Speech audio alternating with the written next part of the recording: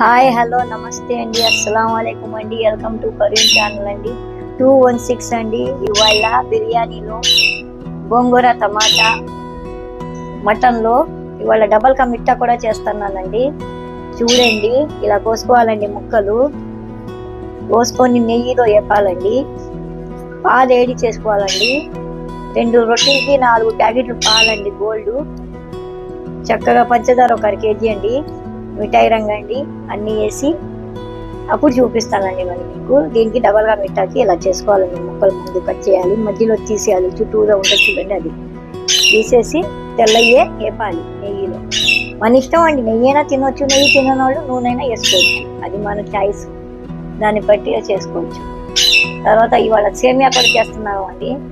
చేస్తున్నానండి సేమియా, పాల్ సేమియా, మామూలు సేమియా చేస్తున్నానండి. అది కూడా చూపిస్తాను.